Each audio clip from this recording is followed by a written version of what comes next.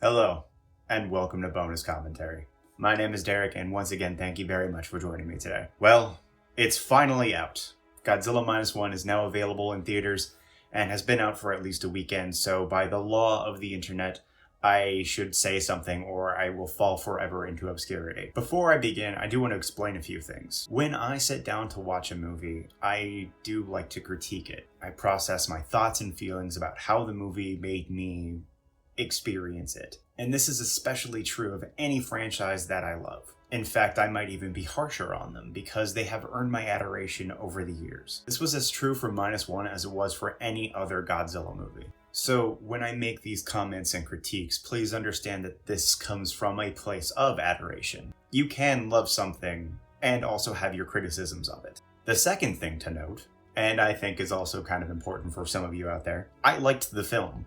Hell, I saw it twice, once last night. However, I have to admit, I'm feeling like I'm not seeing the same movie as everyone else. People are flipping out, and honestly, that's awesome. It's great to see fans, really excited about something, but I do feel like I'm missing something. This is not a crowd I am part of. However, I am going to say my feelings on this, no matter how unpopular they might be. That said, I am going to break this video down into a few parts. The good, the bad, and the metaphor. The symbolism that I was able to take away from this movie. I'm also not going to put a script in front of me. I'm going to just go.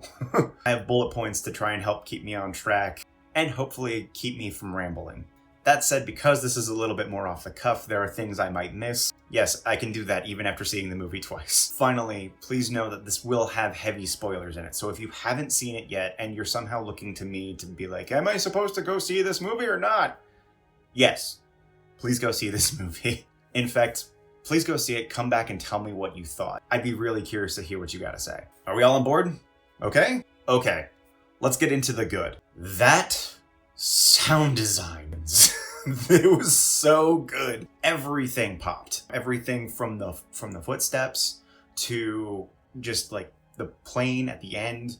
Everything sounded and felt epic. It truly was epic in its sound design. And I think I really appreciated that. I saw it in Dolby Atmos. Our local theater had it at, oh my God. The next time I saw it, it wasn't in Dolby Atmos. It wasn't a regular 5.1 surround. Go see it in IMAX on the biggest screen with the best sound, because you'd be doing yourself a disservice by not having it be an incredible soundscape. While we no longer have the man in the rubber suit tradition anymore, I will say that these visual effects were stunning at their best times. Godzilla himself looks superb. Some of the smaller effects, like the airplane zooming through the air, those looked super crispy. It wasn't super jarring, which is something I was expecting it to be like, especially during daytime shots, but it wasn't. There were times when it was. I'm not saying it wasn't. But there was times, more often than not, where I was surprised when I was thinking back on it. It's like, oh, that was a CG shot, wasn't it? That was really good. I'm happy to see a Godzilla movie where it doesn't feel like anybody is showing up for the paycheck. These people showed up to do a performance, and everyone pulls their weight. And it shows in every single cast member. I was very happy to see that. I felt for everyone. I understood everyone. It was... that was some good stuff. The set designs. It felt like I was in 1940s Japan. Not only 1940s Japan, but watching the city rebuild, I believed it. Every set felt correct. Especially the interiors of Shikishima's residence. I think we're all thinking of that same shot of Noriko explaining that she got a job. And the cinematography on that shot, and just how picturesque and serene it really can be. Not something I was expecting to be a positive, but the poor man's oxygen destroyer was genius. I had a lot of fun with the concept. It was a really clever way to say, yeah, this is the citizens doing the best they can with what they have, and making the best of a bad situation was a lot of fun to see, and it was very inventive. Kudos. Well done. So this is a new addition to my positives. When I went and saw it with Titan Goji, Kaiju Noir, and Sean Barry of Asian Movie Pulse. And when I got there, Titan Goji, Davis, had mentioned something really interesting. that he invited Glenn, Titan Glenn. And at first I was like, I don't recognize that username. And he was like, no, you don't understand. Titan Glenn. And it was then I realized he was talking about one of the suit actors from Attack on Titan's live action films. And we got to meet and hang out for a second. I couldn't help myself. I had to ask. So as a suit actor, how does it feel seeing this kind of movie in the Reiwa era?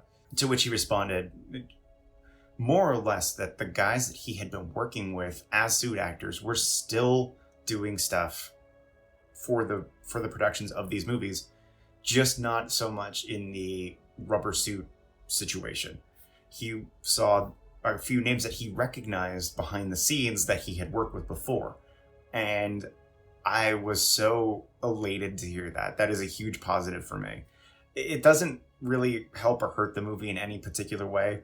It was just a fun thing that I was really relieved to hear, and I thought I would share. The attack on Ginza. Do I really need to say any more?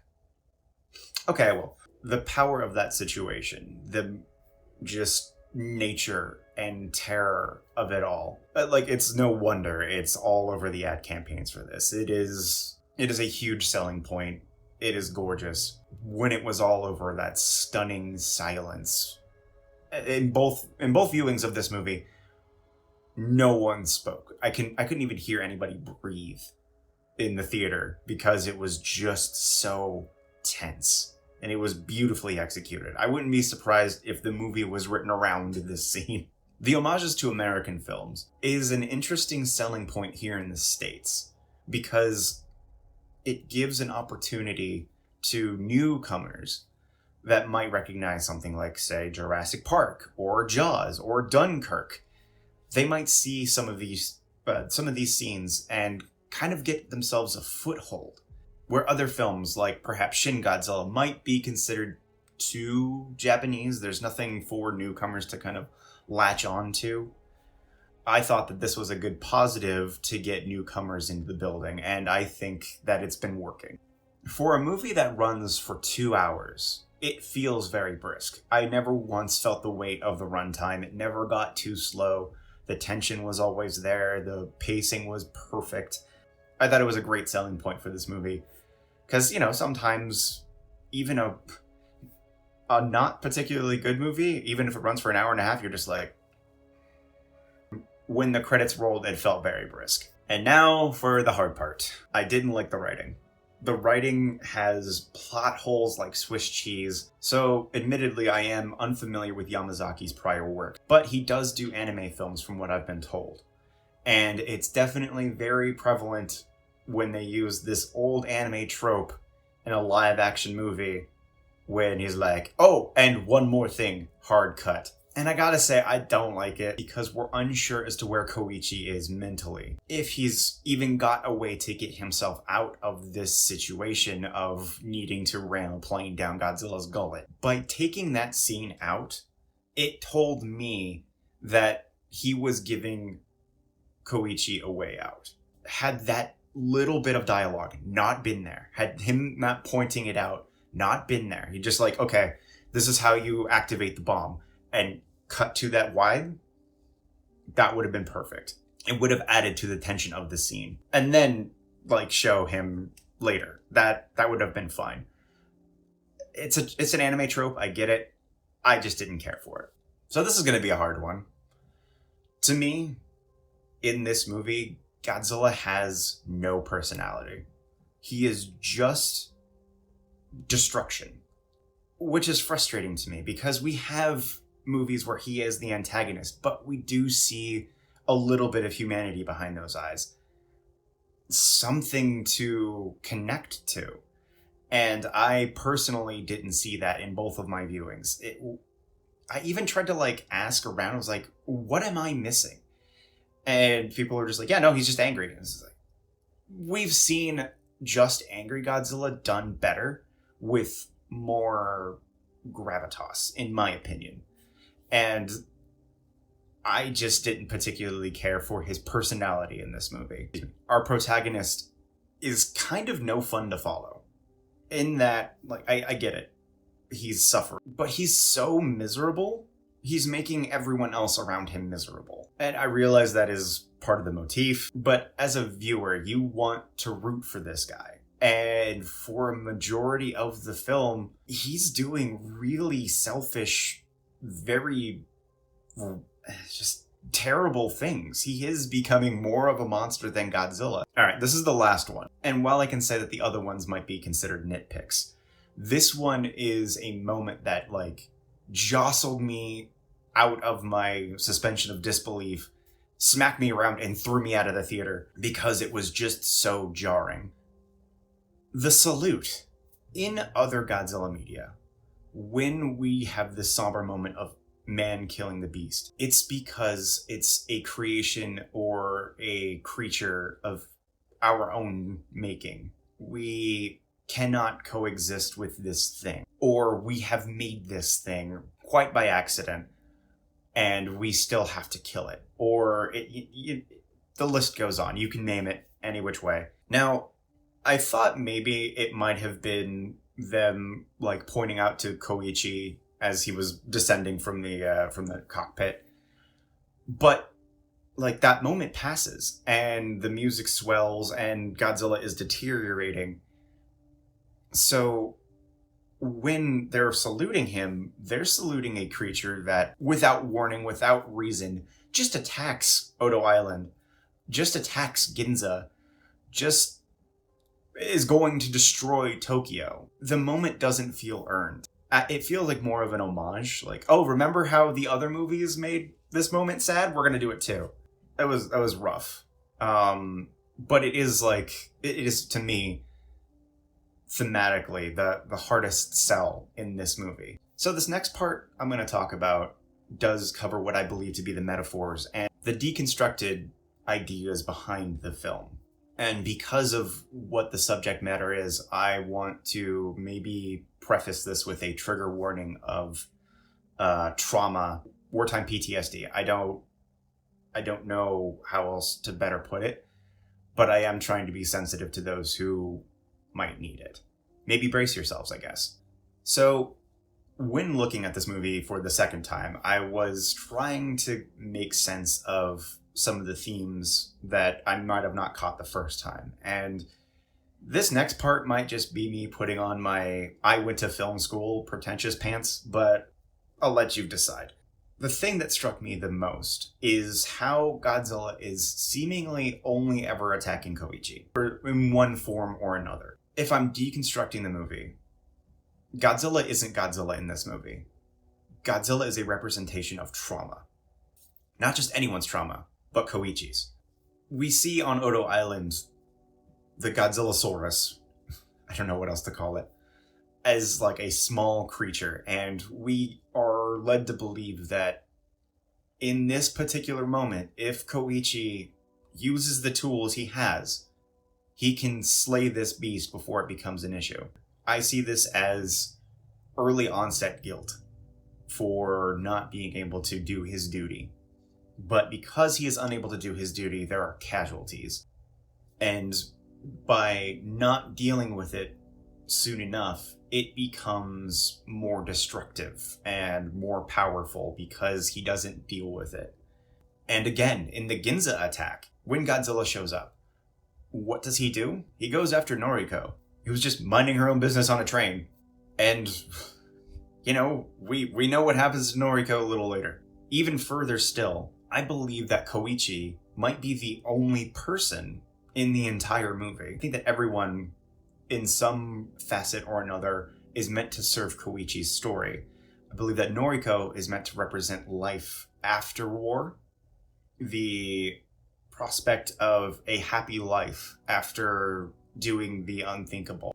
I think that Akiko is meant to represent the future. I think that Dr. Noda is actually meant to be an actual doctor, a therapist specifically, creating a way for Koichi to defeat the evil, the trauma, in a way that he can't guarantee will work, but it's a really good shot. This might also explain how he, just out of the blue, comes up with some of these very harebrained schemes that do end up working. Samiko, the neighbor, is kind of meant to represent a generational guilt that is brought on, that has like a softness brought into it to help the future. Tachibana, I believe, is meant to represent his, Koichi's, self-respect.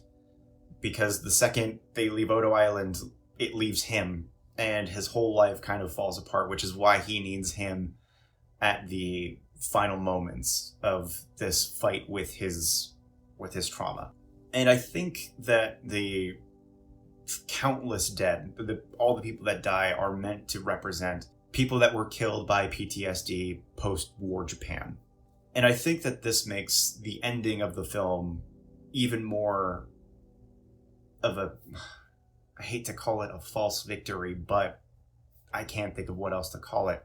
Because of the way Koichi dealt with the situation, his future, his reason to continue living, Noriko, we see that she is alive inside of a hospital, beaten and broken, but alive. And her final words are, "Is your war over?" And we see that she has radiation burns, which suggests that the PTSD, the trauma, has destroyed his will to live after all this is said and done, and makes that ending so much more tragic. Because once she goes, so does he. But we know the future is potentially in good hands, right, Samiko? Help? Kind of bleak, but I think that's what they were going for. Not to mention Godzilla does come back, so the trauma never really goes away. That is simply just my take, though. It might not register to anybody else. It does. You might not see the same thing. In fact, I'm curious, if you do see something else in terms of theming, let me know. I would love to hear it. I think these metaphors essentially balance the film out. Every Godzilla film from 54 to now -1 is wrapped in layers and layers of double meaning. There are times when I feel the symbolism is leaned on just a little too heavily. Because in one moment it's dripping with symbolism, and then in the next scene it's very literal. However, if you keep asking yourself, what? During a giant monster movie, if you do that too much, you're not going to have too much of a good time. Again, in this instance, I do not dislike this film. I like it. I'm just not in love with it like everybody else seems to be. I recognize the movie's flaws. But, again, I liked it so much I went and saw it a second time. So, that ought to tell you everything you need to know. I do wish I could see the masterpiece everybody else does, if I'm being perfectly honest. But this is the movie that I felt I saw. Okay, that was it. I swear, I'm done now. What'd you guys think? You know the algorithm mambo. If you need to leave a negative comment, please be civil. It's a monster movie. I'm not attacking your mother. If you want more Godzilla content, I've done 2 monstrous moments. I've done Godzilla Meets D&D, where I turn all of your favorite Godzilla monsters from the Showa era into D&D monsters. Hell, I even visited Japan once, many, many moons ago. Go check that out. I have a travel vlog of it. At the end of the year, I'm going to make a video where I discuss every movie I saw this year, and I will be giving this movie its rating there. But in the meantime, folks, as I've always said, please be sure to take care of yourselves out there, everybody.